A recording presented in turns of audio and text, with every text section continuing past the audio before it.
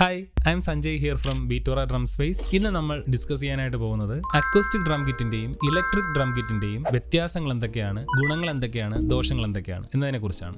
ആദ്യം തന്നെ acoustic drum കിറ്റിന്റെ ഗുണങ്ങളെ കുറിച്ച് നമുക്ക് സംസാരിക്കാം. അക്കോസ്റ്റിക് സൗണ്ട് എന്ന് പറയുന്നത് നാച്ചുറൽ സൗണ്ട് ആണ്. ഒരു അക്കോസ്റ്റിക് ഡ്രം കിറ്റിൽ നിന്ന് വരുന്ന ശബ്ദവും ഒരു നാച്ചുറൽ ആയിട്ടുണ്ടാകുന്ന ശബ്ദമാണ്. അക്കോസ്റ്റിക് ഡ്രം പൊതുവെ ലൗഡ് ആയിട്ടുള്ള ഒരു ഇൻസ്ട്രുമെന്റ് ആണ്. നമ്മൾ അതിന് എത്രമാത്രം പ്രഷർ കൊടുക്കുന്നു, എത്രമാത്രം ബലം കൊടുക്കുന്നു, അതിനനുസരിച്ച് അതിന്റെ ശബ്ദത്തിനും വ്യത്യാസം ഉണ്ടാവും. അക്കോസ്റ്റിക് ഡ്രമ്മിന്റെ മറ്റൊരു വലിയൊരു പ്രത്യേകത എന്തെന്ന് പറഞ്ഞു കഴിഞ്ഞാൽ ഇതിന്റെ കളേഴ്സ് ആണ്. അതായത് ഇത് പല പല കളറുകളിൽ കിട്ടും.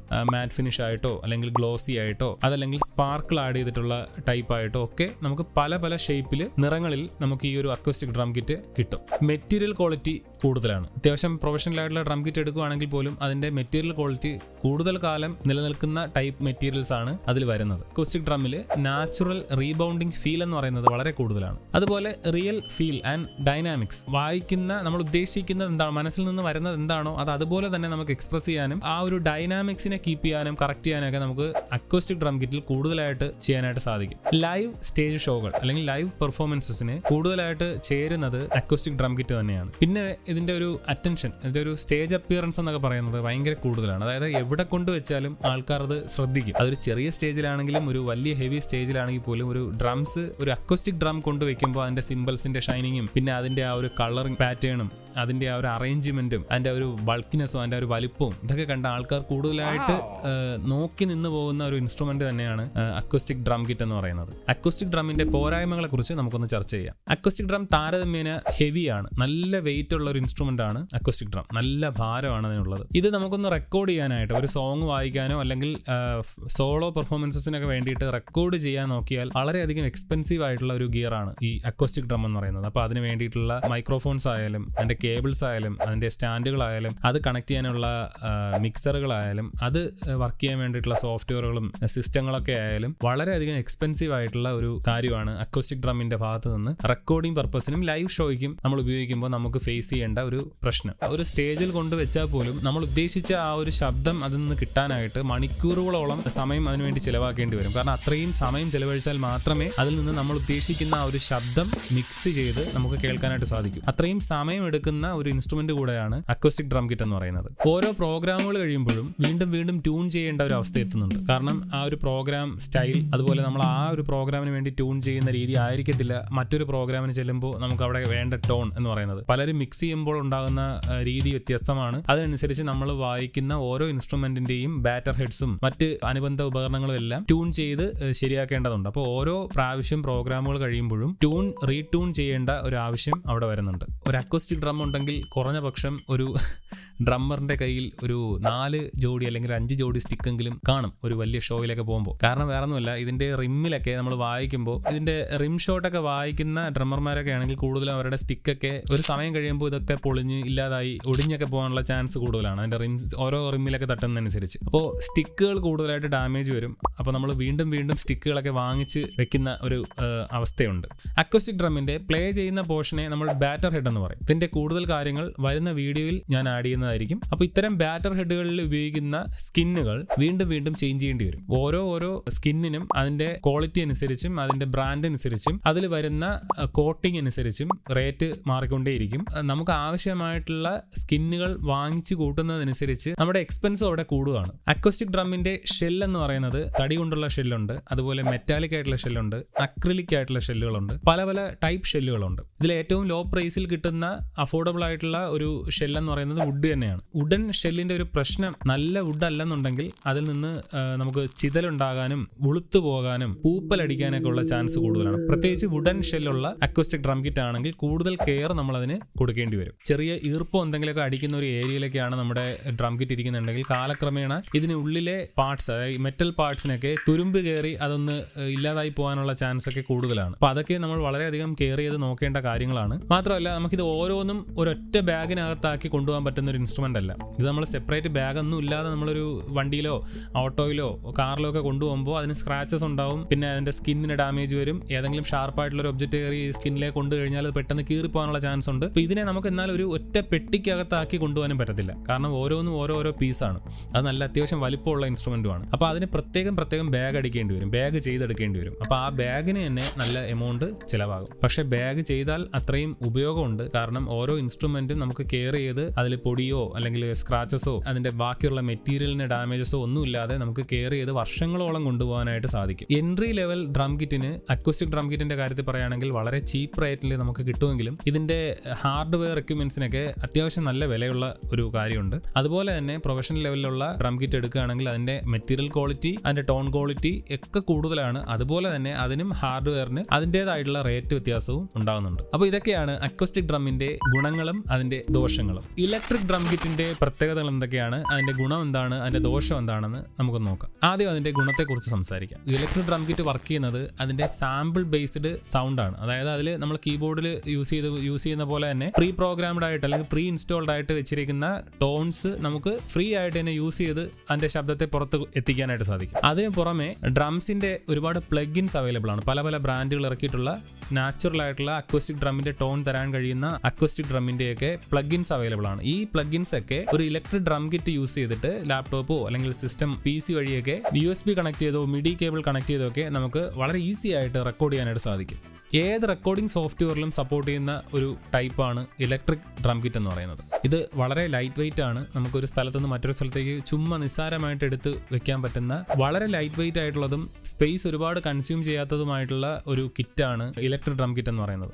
നമ്മളൊരു പരമ്പിന്റെയൊക്കെ ഒരു വലിപ്പം വേണം കുറഞ്ഞതൊരു അക്വസ്റ്റിക് ഡ്രം സെറ്റ് ചെയ്യാൻ. പക്ഷേ അതിന്റെയൊക്കെ പകുതി മതി ഒരു ഇലക്ട്രിക് ഡ്രം സെറ്റ് ചെയ്യാനായിട്ട് നമുക്ക് എടുക്കുന്നത്. ചെറിയ സ്പേസ് ഉള്ള വീടുകളിലോ റൂമുകളിലോ ഒക്കെയാണ് നിങ്ങളൊരു ഡ്രം കിറ്റ് സെറ്റ് ചെയ്യാനായിട്ട് ഉദ്ദേശിക്കുന്നതെങ്കിൽ അവിടെ കുറച്ചുകൂടെ നല്ലത് അക്വസ്റ്റിക് ഡ്രമ്മിനേക്കാൾ ഇലക്ട്രിക് ഡ്രം ആണ്. ഇതൊരു പ്ലഗ് ആൻഡ് പ്ലേ ഇൻസ്ട്രുമെന്റ് ആയതുകൊണ്ട് തന്നെ നമുക്കിത് പ്രത്യേകിച്ച് ട്യൂൺ ചെയ്യേണ്ട ആവശ്യമില്ല. അതായത് നമുക്ക് ഏത് സ്പേസിലും ഏത് സ്റ്റേജിലും എവിടെ വേണമെങ്കിലും കൊണ്ടുവച്ച് പ്ലഗ് ചെയ്യുക, പ്ലേ ചെയ്യുക, അങ്ങനെ വളരെ ഈസി ആയിട്ട് ഉപയോഗിക്കാൻ കഴിയുന്ന ഒരു ഇൻസ്ട്രുമെന്റ് ആണ് ഇലക്ട്രിക് ഡ്രം. അതുകൊണ്ട് തന്നെ ഇതിന് പ്രത്യേകിച്ച് ഒരു ട്യൂണിങ്ങിന്റെ ആവശ്യമില്ല. നമുക്ക് ഒരുപാട് സമയം അതിനുവേണ്ടി ചിലവഴിക്കേണ്ടി വരില്ല. ഇതിന്റെ മറ്റ് പ്രത്യേകതകളാണ് വോളിയം കൺട്രോൾ ഉണ്ട്, പിച്ച് കൺട്രോൾ ഉണ്ട്. വോളിയം കൺട്രോൾ എന്ന് പറയുമ്പോൾ നമുക്ക് ആവശ്യമുള്ള സൗണ്ടിനെ പ്രത്യേകം ഇൻസ്ട്രുമെന്റിലേക്ക് വേണ്ടിയിട്ടുള്ള സൗണ്ടിനെ നമുക്ക് അറേഞ്ച് ചെയ്യാം, കൂട്ടാനും കുറയ്ക്കാനും ഒക്കെ സാധിക്കും. ടോട്ടലായിട്ടുള്ള സൗണ്ടിനെ നമുക്ക് ബാലൻസ് ചെയ്യാനായിട്ട് സാധിക്കും. അതോടൊപ്പം പിച്ച് കൺട്രോൾ ഉണ്ട്. നമ്മൾ അക്വസ്റ്റിക് ഡ്രം കിറ്റിൽ അതിന്റെ കീ ഉപയോഗിച്ച് അതിനെ ടൈറ്റ് ചെയ്ത് അതിന്റെ പ്രഷർ വേരിയേഷൻ ഒക്കെ വെച്ചിട്ട് അതിന്റെ ട്യൂൺ ചെയ്യുന്നത് എങ്ങനെയാണോ അത് നമുക്ക് നിസ്സാരമായിട്ട് അതിന്റെ ഈ ഇലക്ട്രിക് ഡ്രം കിറ്റിന്റെ മൊഡ്യൂളിൽ തന്നെ നമുക്ക് ചേഞ്ച് ചെയ്ത്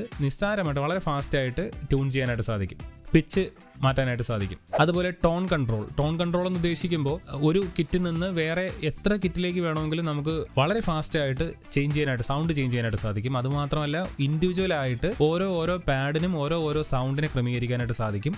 ഇപ്പം നമുക്ക് സിംഗിൾ ടോം ആണ് വേണ്ടതെങ്കിൽ നമുക്ക് അങ്ങനെ ചെയ്യാം. ഇനി 2 ടോം ഉണ്ട്, ഒന്നിന് വേറൊരു സൗണ്ടാണ് ആക്കേണ്ടതെന്നുണ്ടെങ്കിൽ അങ്ങനെ ചെയ്യാം. അങ്ങനെ എത്ര സൗണ്ട് വേണമെങ്കിലും നമുക്ക് മാറ്റാനായിട്ട് സാധിക്കും. EQ കൺട്രോൾ ഉണ്ട്, ഇക്വലൈസർ കൺട്രോൾ ഉണ്ട്. അപ്പോൾ നമുക്കതിൽ ബേസ് മിഡ് ഫ്രീക്വൻസി ഒക്കെ ബൂസ്റ്റ് ചെയ്യണമെങ്കിലോ കട്ട് ചെയ്യണമെങ്കിലോ നമുക്ക് അതിൽ ഇക്വലൈസർ വെച്ചിട്ട് നമുക്ക് അഡ്ജസ്റ്റ് ചെയ്യാനായിട്ട് സാധിക്കും. മാത്രമല്ല അക്വസ്റ്റിക് ഡ്രം കിറ്റിനെ പോലെ റെക്കോർഡ് ചെയ്യാനായിട്ട് അധിക ചെലവുകളുടെ ആവശ്യമില്ല. കാരണം ഇതിൽ മൈക്കിന്റെ ആവശ്യമില്ല. ജസ്റ്റ് 2 ഇൻപുട്ട് മാത്രം മതി, ലെഫ്റ്റ് റൈറ്റ് ഇൻപുട്ട് മാത്രം മതി. സ്റ്റീരിയോ ആയിട്ട് നമുക്ക് റെക്കോർഡ് ചെയ്യാനായിട്ട് സാധിക്കും. മിഡി ഇൻപുട്ട് ആയതുകൊണ്ട് തന്നെ പ്രോഗ്രാമിങ്ങിന് വേണ്ടിയിട്ടാണെങ്കിലും പ്ലഗിനൊക്കെ യൂസ് ചെയ്തിട്ട് മൾട്ടിപ്പിൾ ആയിട്ടുള്ള ഇൻസ്ട്രുമെന്റ് ലെയർ ആയിട്ടൊക്കെ ചെയ്ത് നമുക്ക് റെക്കോർഡ് ചെയ്യാനും മിക്സ് ചെയ്യാനും ഒക്കെ സാധിക്കുന്ന ലെവലിലുള്ള ഇൻസ്ട്രുമെന്റ് ആണിത്. മാത്രമല്ല ഡിജിറ്റൽ ആയിട്ടുള്ള സിഗ്നൽ വരുന്നത് കൊണ്ട് തന്നെ ക്വാളിറ്റി ലോസ് എന്ന് പറയുന്ന ഒരു സംഭവം ഇതിനകത്തില്ല. ഇതിൽ ഹെഡ്ഫോൺ കണക്ട് ചെയ്യാനുള്ള ഒരു പോർട്ട് ഉള്ളത് കൊണ്ട് തന്നെ നമുക്ക് പ്രാക്ടീസ് ചെയ്യാനായാലും സ്റ്റേജിൽ പെർഫോം ചെയ്യാനായാലും നമ്മൾ വായിക്കുന്നതിൻ്റെ ഔട്ട്പുട്ട് എങ്ങനെയാണെന്നുള്ളത് നമുക്ക് ഹെഡ്ഫോൺ വഴി കേൾക്കാനായിട്ട് സാധിക്കും.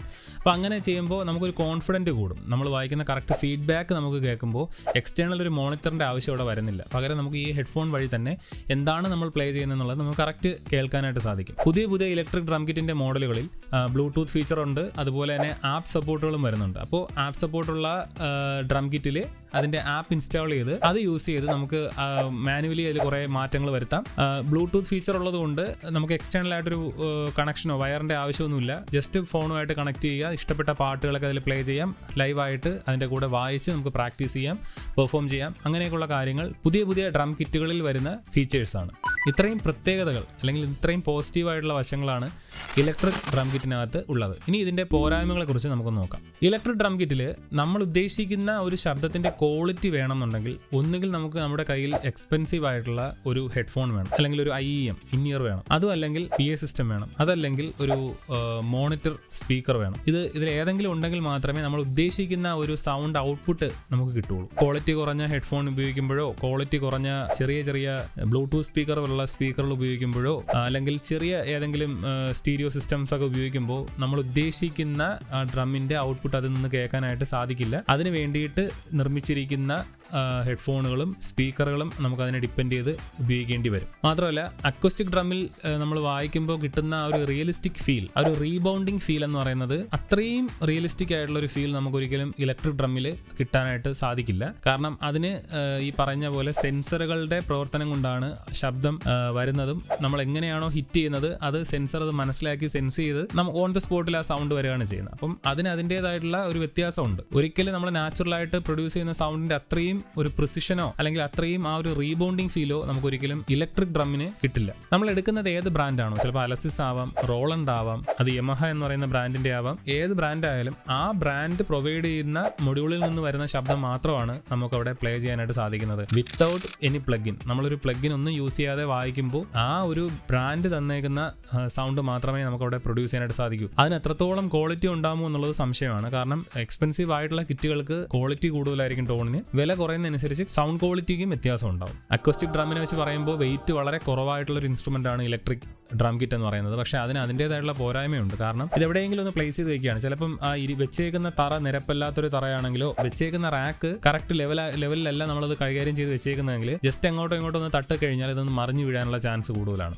കുറച്ച് ഇറക്കം പോലുള്ള ഒരു പ്രദേശത്താണ് ഈ ഒരു കിറ്റ് അറേഞ്ച് ചെയ്ത് വെക്കുന്നതെന്നുണ്ടെങ്കിൽ മുന്നോട്ട് വീഴാനൊക്കെ ഉള്ള ചാൻസ് വളരെ കൂടുതലാണ്. അതുപോലെ 4 കാലുകളാണ്. അപ്പോൾ ഈ 4 കാലുകളിൽ ഏതെങ്കിലും ഒരു കാല് കറക്റ്റ് ബാലൻസ് ചെയ്തല്ല ഇരിക്കുന്നതെന്നുണ്ടെങ്കിൽ ആ വശത്തേക്ക് അത് മറിഞ്ഞു വീഴാനുള്ള ചാൻസും വളരെ കൂടുതലാണ്. പിന്നെ നമ്മുടെ കയ്യോ കാലോ ഒക്കെ അബദ്ധത്തിൽ തട്ടുകയോ അല്ലെങ്കിൽ വീഴുകയോ ഒക്കെ ചെയ്ത് കഴിഞ്ഞാലും പെട്ടെന്ന് ഇത് മറിഞ്ഞു വീഴാനുള്ള ചാൻസ് വളരെയധികം ഉണ്ട്. അപ്പോൾ അതുകൊണ്ട് സ്റ്റെബിലിറ്റി ഇഷ്യൂ ഇതിന് കാര്യമായിട്ട് തന്നെ ഉണ്ട്. അപ്പോൾ അതെല്ലാവരും ശ്രദ്ധിക്കുക. ഇലക്ട്രിക് ഡ്രം കിറ്റിന് എന്ന് പറഞ്ഞാൽ അതിന് സ്പേസിനെ ഡിപ്പെൻഡ് ചെയ്തല്ല അത് വർക്ക് ചെയ്യുന്നത്. അതുകൊണ്ട് തന്നെ നമ്മൾ അക്വസ്റ്റിക് ഡ്രം കിറ്റിൽ വായിക്കാനായിട്ട് കിട്ടുന്ന അത്രയും വിശാലമായിട്ടുള്ള ഒരു ഏരിയ അല്ലെങ്കിൽ ഒരു പ്രതലം നമുക്ക് ഇലക്ട്രിക് ഡ്രമ്മിൽ കിട്ടാനായിട്ട് വളരെ കുറവാണ്. അങ്ങനെ വരുമ്പോൾ നമ്മൾ ഫാസ്റ്റ് ആയിട്ട് ഒരു നോട്ട് വായിക്കുകയാണെങ്കിൽ, റോള് വായിക്കുകയാണ്, അങ്ങനെയുള്ള നോട്ടുകളൊക്കെ വായിക്കുമ്പോൾ ഇതിന്റെ റിമ്മിൽ തട്ടാനും അവിടുത്തെ സൗണ്ട് വേറെ ആയിരിക്കാം. റിമ്മിലെ സൗണ്ട് വന്ന് അതിൽ വേറെ സൗണ്ട് കേൾക്കാനോ അല്ലെങ്കിൽ സ്റ്റിക്കുകൾ പരസ്പരം കൂട്ടിമുട്ടാനോ നമ്മൾ ഉദ്ദേശിക്കുന്ന നോട്ടുകളെ മിസ് ചെയ്യാനൊക്കെയുള്ള ചാൻസ് വളരെ കൂടുതലാണ്. ഇനി നമ്മളൊരു ലൈവ് ഷോ ചെയ്യുകയാണെങ്കിൽ അവിടെ നമുക്കൊരു അക്വസ്റ്റിക് ഡ്രം കിറ്റിന്റെ ടോണാണ്, പ്യുവർ അക്വസ്റ്റിക് ഡ്രം കിറ്റിന്റെ ടോണാണ് നമുക്ക് അവിടെ വേണ്ടതെങ്കിൽ അക്വസ്റ്റിക് ഡ്രമ്മിന്റെ ടോൺ തരുന്ന പ്ലഗിൻസ് ഇൻസ്റ്റാൾ ചെയ്തിട്ടുള്ള സോഫ്റ്റ്വെയറുകളുള്ള ഒരു ലാപ്ടോപ്പോ അല്ലെങ്കിൽ ഒരു സിസ്റ്റം ഒന്നും കൊണ്ടുപോയി നമുക്ക് ഉപയോഗിക്കാനായിട്ട് അധികം സാധിക്കത്തില്ല. പക്ഷെ കൂടുതലും ലാപ്ടോപ്പുകളൊക്കെയാണ് അതിനുവേണ്ടി ഉപയോഗിക്കുന്നത്. അപ്പോൾ ഒരു ലാപ്ടോപ്പൊക്കെ നമുക്ക് ആ ഒരു കാര്യത്തിൽ ഉപയോഗിക്കേണ്ടതായിട്ട് വരും. ഇതിൽ എല്ലാ പാഡിലും ഓരോ വയറിംഗ് കണക്ഷൻ വരുന്നുണ്ട്. ഇതിന്റെ കേബിളിന് ഡാമേജ് വരാനുള്ള ചാൻസ് വളരെ കൂടുതലാണ്. കാരണം ഒരുപാട് കേബിളുകൾ പല പാഡുകളിൽ കണക്ട് ചെയ്ത് വെച്ചേക്കുന്നത് കൊണ്ട് തന്നെ ഏതെങ്കിലും ഒരു കേബിളിന് എന്തെങ്കിലും ഡാമേജ് വന്നു കഴിഞ്ഞാൽ അത് മറ്റ് പാഡുകൾക്കും സെൻസറിനും ഒക്കെ അതിൻ്റെതായിട്ടുള്ള വ്യത്യാസം വരും. കേബിളിന് ഡാമേജ് വന്നു കഴിഞ്ഞാൽ അത് സെൻസറിൽ കറക്റ്റ് വർക്ക് ആവത്തില്ല. ചിലപ്പോൾ നമ്മൾ ഉദ്ദേശിക്കുന്ന സമയത്ത് ഉദ്ദേശിച്ച ടോൺ ആയിരിക്കത്തില്ല കിട്ടുന്നത്, ഉദ്ദേശിക്കാത്ത ടോൺ ചിലപ്പം കേൾക്കാനായിട്ടുള്ള ചാൻസ് കൂടുതലാണ്. അതുമാത്രമല്ല വായിക്കുന്ന നോട്ടുകൾ മിസ്മാച്ച് ആവാനായിട്ടുള്ള ചാൻസും വളരെ കൂടുതലാണ്. അപ്പം കേബിളുകളെ വളരെ കെയർ ചെയ്ത് വേണം അത് കണക്ട് ചെയ്യാനും തിരിച്ച് പ്രോഗ്രാം കഴിഞ്ഞ ശേഷം അത് അഴിച്ചു വെക്കാനും ഒക്കെ നോക്കുമ്പോൾ വളരെ കെയർ ചെയ്ത് വേണം ഇലക്ട്രിക് ഡ്രം കിറ്റിന്റെ ഓരോ പാർട്സും. കാരണം ഇതിന് ഒരുപാട് പാർട്സുകളുണ്ട്, ഒരുപാട് എക്യുപ്മെന്റ്സുകൾ നിറഞ്ഞു നിൽക്കുന്ന ഒരു ഇൻസ്ട്രുമെന്റ് ആണ് ഇലക്ട്രിക് ഡ്രം കിറ്റ് എന്ന് പറയുന്നത്. അതിന്റെ ഒരു പീസ് പോലും നഷ്ടപ്പെടുത്താനായിട്ട് നമുക്ക് പറ്റില്ല. അത്രയും സൂക്ഷിച്ചു വേണം അത് കൈകാര്യം ചെയ്യാൻ. ഇതെല്ലാം വർക്ക് ചെയ്യുന്നത് അതിനകത്തുള്ള സെൻസറിന്റെ ഒരു സഹായത്താലാണ്. അപ്പൊ ഈ സെൻസറിൽ പൊടിയോ അല്ലെങ്കിൽ വെള്ളമോ വേറെന്തെങ്കിലും വസ്തു അതിൽ വന്ന് പറ്റിപ്പിടിച്ചു കഴിഞ്ഞാൽ ആ സെൻസർ കറക്റ്റ് വർക്ക് ആവത്തില്ല. സെൻസർ കറക്റ്റ് പ്രവർത്തിക്കാതിരിക്കുമ്പോൾ അതിൽ നിന്നുള്ള മൊഡ്യൂൾ കറക്റ്റ് വർക്ക് ആവത്തില്ല. അപ്പൊ അതിൽ നിന്നുള്ള സൗണ്ട് ഈ പറയുന്ന പാഡുകളിലേക്ക് എത്താതിരിക്കുകയും പല സമയങ്ങളിലും മ്യൂട്ട് ആവുകയും പല സമയങ്ങളിലും മിസ്മാച്ച് ആയിട്ടുള്ള ടോൺസ് വരികയൊക്കെ ചെയ്യും. അതുകൊണ്ട് സെൻസർ വൃത്തിയാക്കി വെക്കുക. കഴിവതും വേറെ വെള്ളമോ അല്ലെങ്കിൽ ആൽക്കഹോൾ കണ്ടന്റ് ഉള്ള എന്തെങ്കിലും സ്പ്രേയോ ഒന്നും യൂസ് ചെയ്യരുത്, ഓയിലൊന്നും ഇതിനിട്ട് യൂസ് ചെയ്യരുത്. അങ്ങനെയുള്ള യാതൊരു വിധത്തിലുള്ള കെമിക്കൽസോ അല്ലെങ്കിൽ ഈ പറയുന്ന ഓയിൽസോ ഒന്നും അതിൽ യൂസ് ചെയ്ത് അത് വൃത്തിയാക്കാനായിട്ട് ശ്രമിക്കരുത്. ജസ്റ്റ് ഒരു കോട്ടൺ തുണി കൊണ്ട് തുടയ്ക്കേണ്ട ആവശ്യമുള്ളൂ. പ്രത്യേകിച്ച് ഫുഡിന്റെ വേസ്റ്റോ അല്ലെങ്കിൽ വെള്ളമോ ഓയിലോ ഒന്നും ഇത്തരത്തിലുള്ള ഒരു ഇൻസ്ട്രുമെന്റിലും ഡയറക്റ്റ് കോണ്ടാക്റ്റിൽ കൊണ്ടുവരരുത്. മാത്രമല്ല നമ്മുടെ കയ്യിലിരിക്കുന്ന ഈ ഓരോ പാഡിനുള്ളിലും സെൻസറുകൾ ഉള്ളതുകൊണ്ട് തന്നെ തറയിൽ വീണ് പോയാൽ അതിന്റെ സെൻസറിലായിരിക്കും ഡാമേജ് ഉണ്ടാകുന്നത്. പിന്നീട് ആ ഒരു ഇൻസ്ട്രുമെന്റ് നമുക്ക് മൊത്തത്തിൽ മാറ്റേണ്ടി വരും. അത് നല്ല വിലയുണ്ട്. ഓരോ ഇൻസ്ട്രുമെന്റും നമ്മൾ ഓൺലൈനിൽ നോക്കുകയാണെങ്കിൽ അത്യാവശ്യം നല്ല വിലയുണ്ട് ഓരോ പീസ് ഇൻസ്ട്രുമെന്റിന്. അപ്പോൾ ആ ഓരോ ഇൻസ്ട്രുമെന്റ് നമ്മൾ സെപ്പറേറ്റ് ചെയ്ത് വാങ്ങിച്ച് വെക്കേണ്ട അവസ്ഥ വരും. അതുകൊണ്ട് വളരെ കെയർ ചെയ്ത് വേണം ഈ ഓരോ ഇൻസ്ട്രുമെന്റും യൂസ് ചെയ്യാനായിട്ട്. എൻട്രി ലെവൽ മോഡൽ, ഞാൻ അക്വസ്റ്റിക് ഡ്രമ്മിന്റെ കാര്യം പറഞ്ഞ പോലെ തന്നെ എൻട്രി ലെവൽ മോഡലിന് വളരെ ചീപ്പായിട്ടുള്ള റേറ്റിന് നമുക്ക് സാധനം ഡ്രം കിറ്റ് കിട്ടുമെങ്കിലും അത്യാവശ്യം പ്രൊഫഷണൽ ആയിട്ടുള്ള ഡ്രം കിറ്റിനെല്ലാം നല്ല പ്രൈസ് ആവുന്നുണ്ട്. അപ്പോൾ നമുക്ക് ഏത് ഡ്രം കിറ്റാണ് വേണ്ടത്, നമ്മുടെ ആവശ്യം എന്താണ്, നമ്മുടെ ഉപയോഗം എന്താണ്, അതിനനുസരിച്ച് വേണം നമ്മളൊരു ഡ്രം കിറ്റ് സെലക്ട് ചെയ്യാൻ. അത് അക്വസ്റ്റിക് ആയാലും ഇലക്ട്രിക് ആയാലും. ഇതുപോലുള്ള കൂടുതൽ വിഷയങ്ങളുമായിട്ട് ഇനി വരുന്ന വീഡിയോയിൽ വീണ്ടും കാണാം. അതുവരേക്കും സൈനിങ് ഓഫ്. ബൈ.